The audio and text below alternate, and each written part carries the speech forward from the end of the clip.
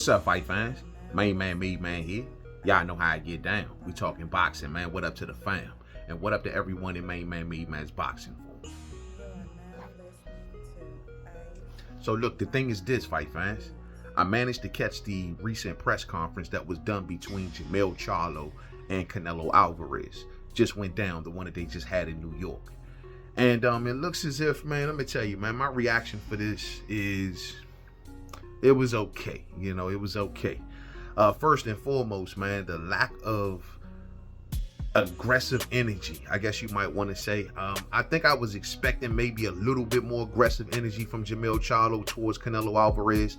I mean, I get it, fight fans. Leading up into this fight, Charlo was real respectful and real nice to Canelo Alvarez. But I would have thought, man, that, truth be told, you know, now that he got the fight, that, yo, he might want to turn it up a little bit, you know?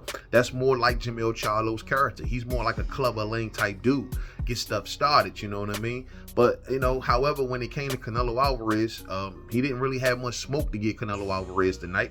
If anything, he gave more smoke to Jermell Charlo, his brother, than he did to actually the Canelo. And, you know what I'm saying? He had more disdain for fighters like, you know, Terrence Crawford more than he had for Canelo, you know what I mean? So, I don't know, man. It's a lot of mutual respect going on with this situation. We know both fighters are undisputed, so they perhaps have a ton of respect for one another. And like I said, I just expected a little difference, though, from Charlo. Now, the way I'm reading this, going into this fight fans, given the fact that I don't see Charlo like respectful with nobody that he fight. Everybody that he get in the ring with, he's mad, he's ready to bite their face off to a certain degree. You know what I'm saying? And so I'm just going to have to take it that his respect towards Canelo has to be some sort of concern. I mean, he must see some sort of concern in what he got to deal with Canelo Alvarez. And I mean, granted, I mean, maybe he's trying to win over some Canelo fans during this whole situation. But look here, bro, Canelo's fans, man, look, you being nice and respectful for them ain't gonna make them like you no more than they like you right now, in my opinion. So, I mean, you just going in there getting the job done and getting it done definitively and clean. I mean, that's the best that you can do to win over fans in this situation, in my opinion. But however, man, I mean, I got to take it as some sort of concern. Maybe he's concerned about Canelo's power. I mean, he is moving up 2 weight classes, you know what I'm saying? Maybe he's concerned about stuff like that. And maybe he want to, I guess, show more focus and just stay in that lane more so, you know what I mean? But it's still a little different from what we seen from Charlo, you know? Now, I heard, you know, as far as the interviews, you know, after the press conference seemed like it was more interesting than anything. The questions that they were asking them at the press conference was kind of generalized questions. Nothing really to learn there, you know what I mean? The only thing that I kind of take away from the questions from the press conference is that both men is getting ready, they're preparing. And that's about as far as it goes, you know what I'm saying? Now, the face-off, when they did do the face-off towards the end, it was, you know, I was a little taken back to see that Jermell Charlo currently now looks like he's bigger than Canelo Alvarez. We know he's already taller than Canelo Alvarez, but even, you know, size and girth-wise, looking a little bigger than Canelo. And, yo, you know, he may be bigger than Canelo, and we know that as they get closer to the fight that they'll be slimming down. And though Charlo says that he think he's going to take his speed and power over the 168, and he feel like he'll be the fastest and still the stronger man, I would disagree. I believe that Charlo's most optimal weight is between 54 and 60. And I think that when he carrying that extra weight with him around at 68, bro, he gonna feel that later on in the fight. You know what I mean? Now, as for Canelo Alvarez, man, I do wonder where we at with him in his career as well. I mean, I get it, he's coming off of a victory, but I believe that Canelo Alvarez is like a young old dude. You know what I mean? He's been actually fighting professionally since he's been 15 years old, believe it or not, fight fans, way back when in Mexico. And now, you know, it's just look like maybe perhaps his body's breaking down from all of the years of fighting. And he's slowing down just a bit, you know what I'm saying? They're saying that they're seeing Canelo Alvarez on the golf course a little more now. And, you know, maybe he's liking the life that he lives, you know what I'm saying? Maybe he want to enjoy some of the money that he made. And maybe that lifestyle, you know, that lifestyle can, to a certain degree, make you a little soft when it comes to the fight game. So, you know, I just don't know. There's been some talk about stuff like that, and you just got to wonder. Well, a fight like this should show, you know, if Canelo is still dedicated as he once was, you know what I mean? But, you know, from the face-off, I did see Charlo look like he was the bigger guy. But, you know, that was, you know, they're still in their off time, their out of competition time, if you will. So let's see what it look like as we get closer to the fight. Now Charlo had a lot to say about Crawford. I know that much, man. And I gotta tell you, dog, Crawford gonna be hovering all over this fight. You know what I'm saying? As he should be, because that is honestly at this moment the most exciting storyline in this whole situation. No, don't get me wrong. You know what I'm saying? Now Charlo is moving up 2 weight classes, trying to dare to be great and going for something real monumental. You know what I mean? And salute to him for doing such. You can't really blame Charlo for doing what he's doing. Canelo is the one that's getting all of the blame from the boxing fans, because we want to see him fight David Benavidez instead of doing this. And even his first pick with Jermell Charlo wasn't really gone over smooth with boxing fans.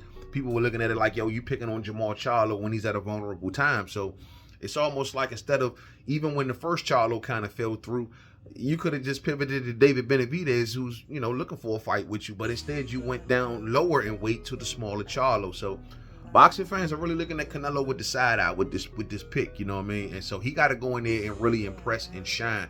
He struggles with Charlo, and especially if he loses to Charlo, it's not going to be a good look at all for Canelo Alverez, you know what I mean? His legacy going to take a hit, especially if he loses to the smaller man in Jermell Charlo. So, but I would have honestly rather seen both of these fighters continue down the path that they were going.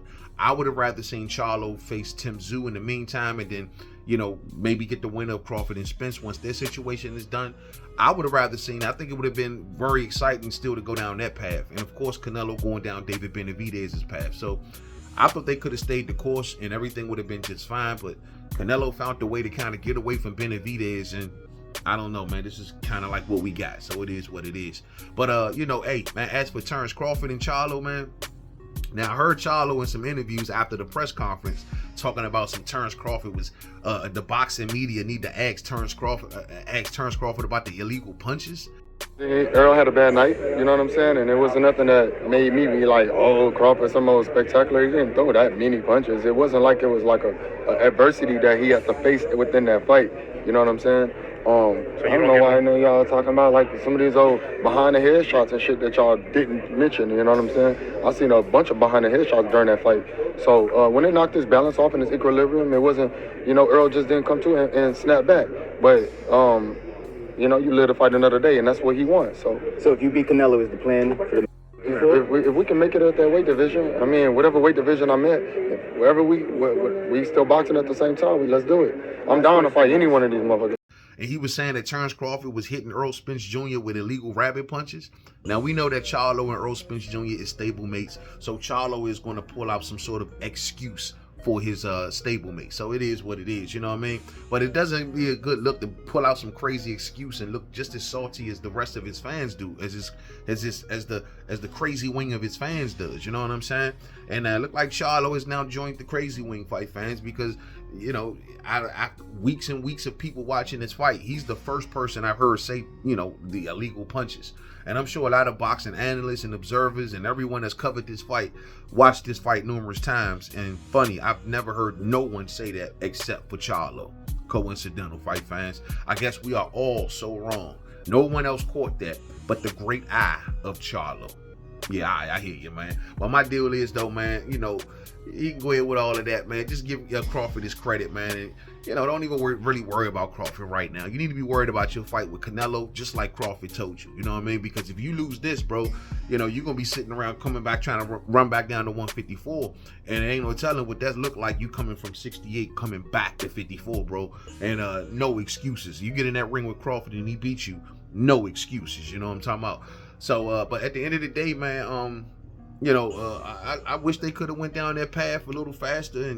But listening to some recent words that came from Steven Espinoza, he states that after the Canelo and Charlo situation is over, if Canelo is victorious over Charlo, there's no reason why Terrence Crawford couldn't move up and challenge Canelo during that moment. Now, they even asked Canelo during the press conference about Terrence Crawford, and Canelo Alvarez kind of dismissed it like, he's more so focused on Charlo right about now. And, he didn't really want to entertain it much. But to know that that question came up to Canelo, the question came up, of course, to Charlo, you know what I'm saying? Terrence Crawford is like hovering all over this event, fight fans. He is the hottest name in boxing right about now, but it's one of the most interesting storylines about this. So who knows? Maybe they should continue to talk up Terrence Crawford. But it is what it is, man. But all in all, man, like the whole event at the press conference, it was kind of boring, kind of dry. You know, was expecting, like I said, I was hoping, should I say, hoping to see some more aggression from Charlo, but they took the mutual respect route. Canelo's fans are going to buy this no matter what, fight fans. So they already kind of know that that's already baked in. And, you know, when you know that you got stuff like, when you know you got, you know, a fan base already baked in that's going to buy this pay-per-view, sometimes the fighter's like, yo, we ain't got to get this way. But I guarantee you, if they do get that way, the number goes up. You know what I'm saying? When Caleb Plant and Canelo did what they did at their face-off, trust and believe, that brought them more pay-per-view buys. You know what I mean? So I just thought that, you know, this whole situation could just use a better storyline. I get it. You got the daring to be great storyline of Charlo, supposedly undisputed versus undisputed. And let me just take the minute to say salute to Jermell Charlo for mentioning the fact about they should not have stripped him of his WBO belt right before this fight. That shit was foul, man. You know, he said something that made a whole lot of sense. He said, hey, man, he could have been one of the only fighters to have, if he would have beat Canelo, to have 2 undisputed crowns active, currently at the same time active. He would have been the only fighter that ever done that. That's 8 world titles at one time, fight fans. And they could have at least given him the respect to say, yo, after the fight is over, make your decision on what weight class you're going to go to and defend whatever belts. But they didn't even give him this luxury because they're stripping him at the start of the bell. So even if he beats Canelo, this thing is now off the table. And remember, fight fans, Charlo is fighting for Canelo's belts, but Canelo is not fighting for Charlo's belt. So, I mean, that's messed up that they kind of took that away from him, man. If he's successful here, that would have been a hell of a feat to name. And truth be told, if he does defeat Canelo Alverez, I may still remember him as such because no one beat him for his WBO, and the WBO could have followed suit just like the rest of the sanctioning bodies and stripped Charlo after the fight. You know what I'm saying? He could have at the very least gained this title. You know what I mean? Of saying two undisputed active at the same time. How many people going to do that shit in history? But they took that moment away, and it's real messed up. But it is what it is, man. So we'll see how this all goes as we get closer to the fight. I think Charlo has an uphill battle ahead of him, man. I think that, but I think he's going to be a handful for Canelo. Don't get me wrong, but still an uphill battle, man. I'm rooting for him in this situation, believe it or not. But you know, and I hope after this is all over, you know, he pivots back towards the Crawford situation, man. We'll see how that all works out in the end, man. Very interesting. But that's my reaction to the press conference. Real humble, real chill. You know, also Canelo Alvarez addressed the Jermell Charlo situation, and he says that he ain't got no plans on fighting Jermell afterwards, but we will see. Man, I ain't believing that. You know what I mean? Not believing that at all. Let Jermell win his next fight. You're going to see Canelo calling out Jermell if he beats Jermell. It is what it is. Thumbs up on the way out if you didn't hit it on the way in. Share, rock the bells. To the next video, fight fans. Peace out.